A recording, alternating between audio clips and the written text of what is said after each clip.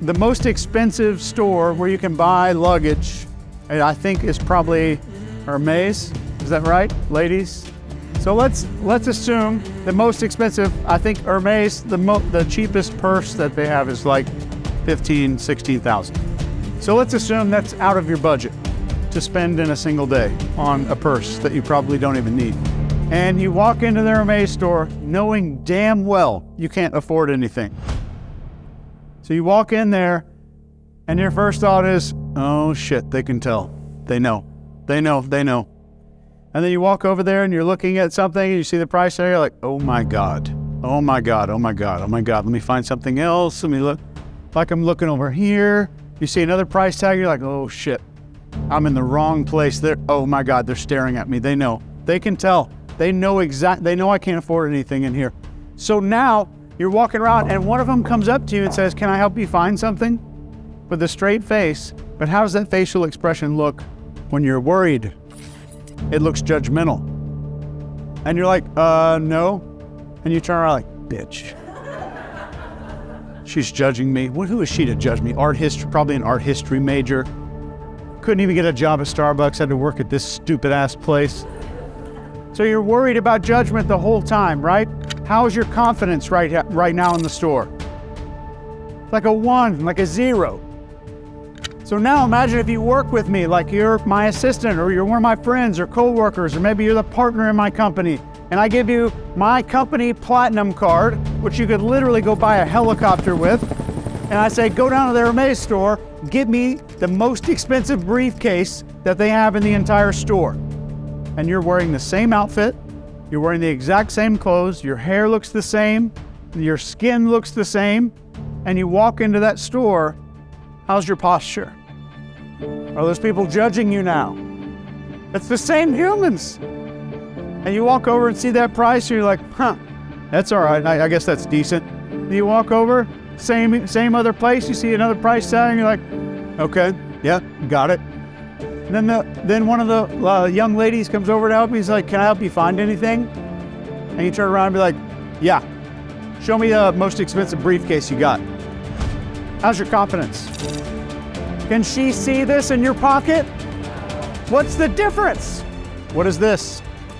Evidence. It's a piece of evidence that nobody else can see. It's in your pocket. Nobody can tell that. That might be my hotel key card. So a lot of this is based in evidence. We're so rooted that we have to have evidence. So the evidence can be manufactured in yourself. You do not need evidence. But there are 5 personal behavioral traits of authority. And I guarantee you, it's these 5. And keep in mind, I'm going to repeat it from this morning. You can use this as an autopsy. Analyze something that failed or something that didn't go very well. Where was I lacking? So the first one is confidence. And when we talk about confidence, what I mostly mean is safety. And safety meaning, I know that there aren't going to be any tigers here. I know if I walk into this Hermes store without a platinum card and act like I own this place, nobody's going to stab me. No one's going to hit me with a baseball bat. And we see a decline in confidence recently because another social fear that's started to creep up, that is an existential threat, potentially, is somebody's going to make a video and it's going to be posted online. So a lot of what confidence is the elimination of limiting beliefs. And these limiting beliefs, half of them are unconscious. You don't even know that you have them. We carry them from childhood. I need to be quiet. I shouldn't speak up for myself. Only men can do that. Women can't get away with that. I need to be subservient. If I make myself less comfortable, other people can be more comfortable. All of these stupid ass things that are going on in our head. So the next one is D, and this is discipline. The main definition of discipline is the ability to prioritize your future self's needs ahead of your own. And that's it. I promise you, that's it. So if I'm spending money, if I'm eating food, if I'm engaging socially, and my future self's needs are more important than mine right now, that's discipline. I very routinely will set up a Keurig coffee maker, I will lay out my clothes, and I will out loud to myself, but I'll say it out loud. I'll say, Chase is going to love this shit. So that level of discipline is what's super important, is that I'm doing tiny things for myself, tiny in the beginning. The reason you need to start small is because we work in dopamine and we work in serotonin. So with every tiny success, our concern will start to broaden out a little further into the future. So instead of just tomorrow, and now it'll be 2 days from now. So then it's like, with some adults, it might be, well, I don't need to brush my teeth every single day. But now we're thinking, 2 weeks into the future, the moment our concern is out there, then we're starting to think about our hygiene, our financial hygiene, our health. If my concern is a week out, I don't care about getting fat because I can eat cheesecake for a solid week and not gain weight for a few more days, right? So once I start developing this a little further into the future, it's going to affect how I spend money, how I talk to people, how I eat.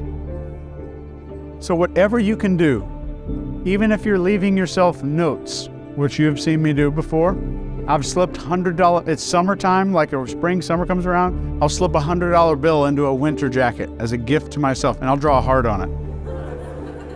And I know I'm not gonna find it until the winter comes around, pull that jacket, I'll be like, thanks, brother. And I'll fist bump myself. That feels better than doing it to anybody else, I promise. Because you did that for you. Nobody else.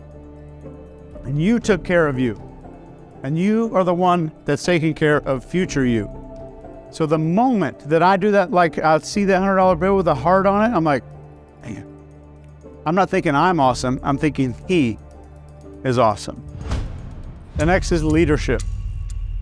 And when we talk about leadership, the only true definition of leadership is the ability to generate followership from your behavior by itself, without a title, without a uniform, and without some secret script, just your behavior alone.